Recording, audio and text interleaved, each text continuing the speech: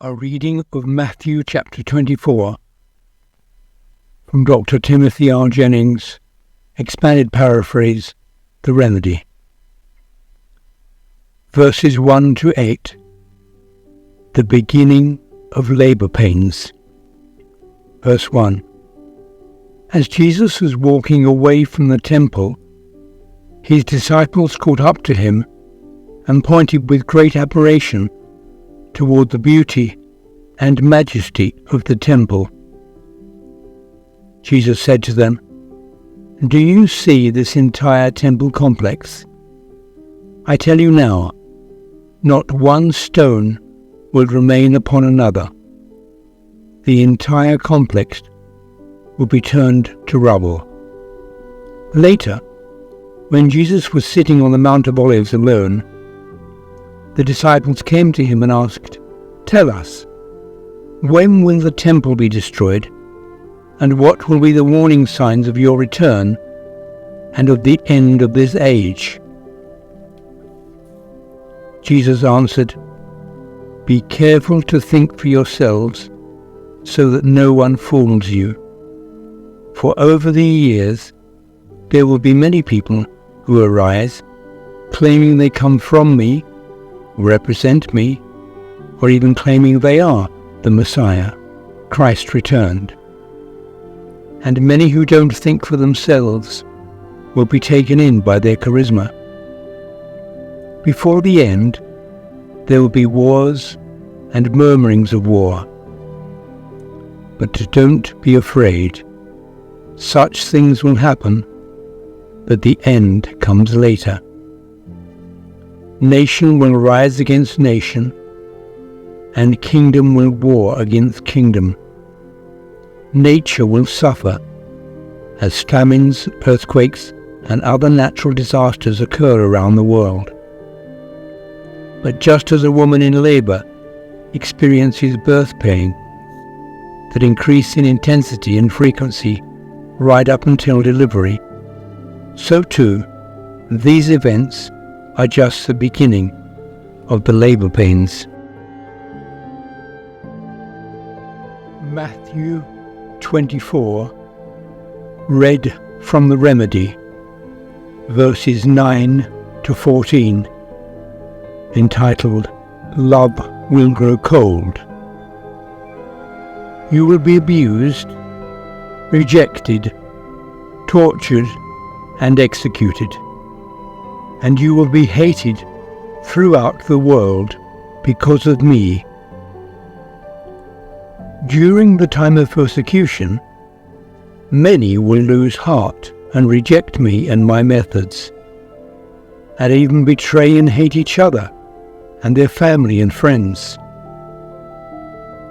Many false teachers and fraudulent spokespersons of God will appear and deceive vast numbers of people. Because selfishness and wickedness will increase, the love of most people will grow cold. But all those who stay faithful, practicing my methods of truth and love until the end, will be saved.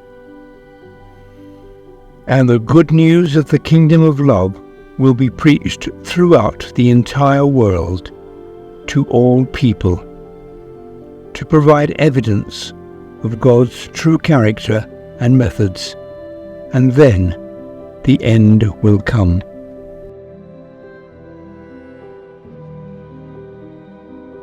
Matthew chapter 24, verses 15 to 22, read from The Remedy, entitled, Abomination of Desolation.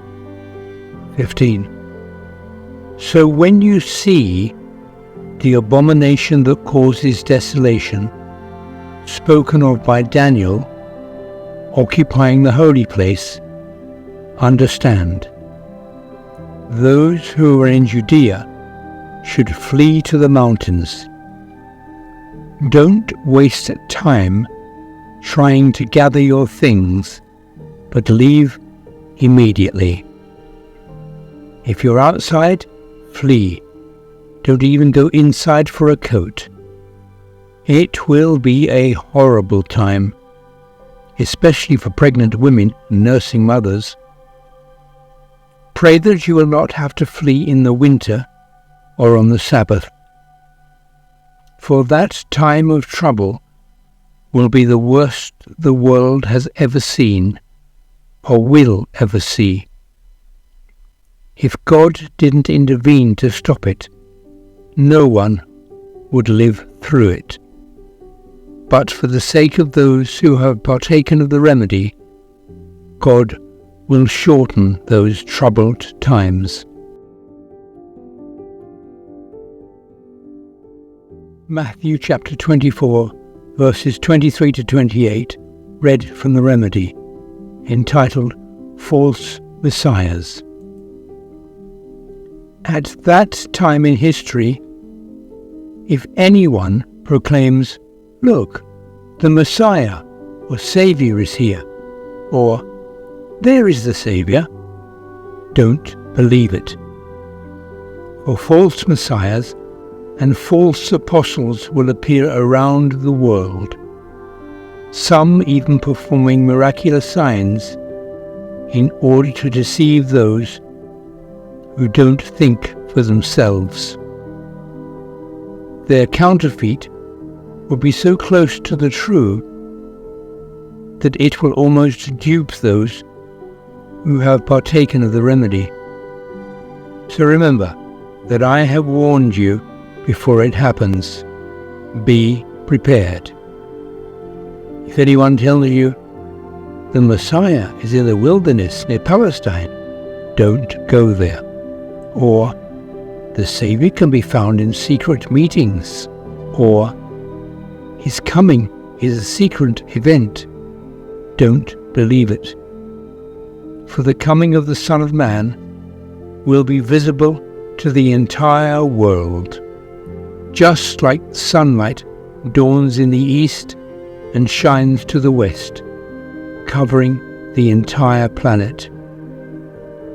You can be certain that you will not find the Son of Man where people seek to speak with the dead.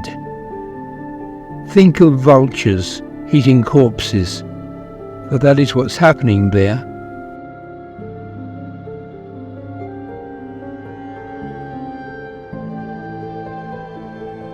Matthew chapter 24, verse 29, read from the remedy, entitled Sun, Moon and Star Prophecy. As soon as those days of trouble are over, light from the sun and moon will no longer be seen as evidence of God's creatorship, but their light will be darkened by evolutionism.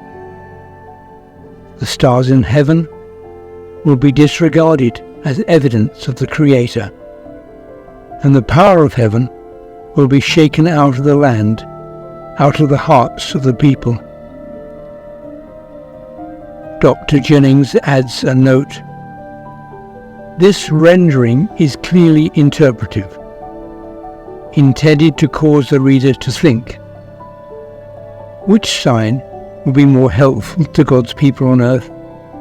A single day on which, in one small section of the globe, the sun and moon darken, and some years later there is a meteor shower, as some Christian groups suggest, or a global change in the minds of people, in which God's celestial beacons marking His creatorship are cast aside? But for those preferring a more traditional reading, this is an alternative rendering.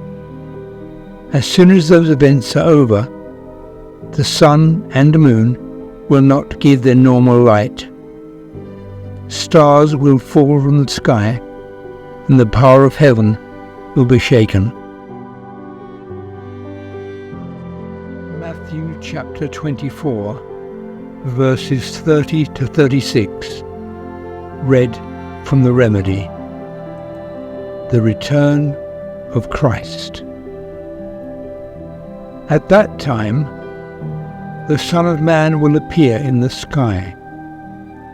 Everyone will see him, and all the nations of this selfish world will be grief-stricken.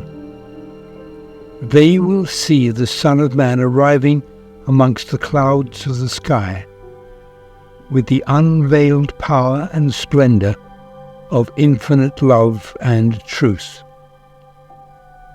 And with the loud blast of a trumpet, he will direct his angels to gather all those who have partaken of the remedy from the entire world, from one end of the globe to the other. So apply what you know about the fig tree. When the buds form and leaves sprout, you know that summer is near. Likewise, when all of these things transpire, realize that the end is very near. The Son of Man is right at the door. I tell you the truth, this sinful race will not pass away until all these things happen. This atmosphere and the earth's surface will pass away, but what I have said will not be passed by. No one knows the day or hour when the end will occur, not the angels in heaven, not even the Son. Only the Father knows. Matthew 24, verses 37 to 41, read from the Remedy, entitled As in the Time of Noah. 37. When the Son of Man returns, the condition on earth will be similar to that at the time of Noah. When the world was about to be destroyed by flood, people ignored all the warning signs. They were caught up in their routines, working to put food and drink on the table, marrying and planning for their family's future, right up until Noah entered the ark and the door was shut. They were so focused on themselves and their routines that they were unaware of what was about to happen, until the flood came and swept them all away. That is how people will be when the Son of Man returns. There will be two men working at their job. One will have taken the remedy and be ready to go to heaven. The other won't. Likewise, there will be women who work together. Some will have taken the remedy and be ready to go to heaven, while others will not. And finally, Matthew chapter 24, verses 42 to 51, read from the Remedy, under the heading, Stay Vigilant. Verse 42, Therefore, stay vigilant. Don't become complacent, because you do not know the day your Lord will return. You do understand that if a homeowner knew when a thief was going to break into their home, they would be ready and not caught unaware. So, you too must keep alert, stay aware and be ready, because the Son of Man will return at a time when he is least expected. Who then is qualified to share the remedy and nurture the master's staff? Whom will the master trust with this duty? An aide who understands the situation, loves the master, and faithfully carries out their responsibilities. It will be the most awesome experience for that aide when the master returns to find them reliably doing so. Truly, that aide will be trusted with all of their master's possessions. But what if one of the master's aides is self-centered and says to themselves, "The master has been gone a long time. Who knows when he will return?" And rather than nurturing the staff, they berate, abuse and mislead them, and then go and use the master's resources to party with gluttons and drunkards. That aide will be totally surprised, caught completely unaware, on the day their master returns. The master will let that wicked aide go, their relationship shredded. That aide will be outcast with all the other counterfeits and frauds who have peddled false remedies. For them, there is only pain, suffering, and death.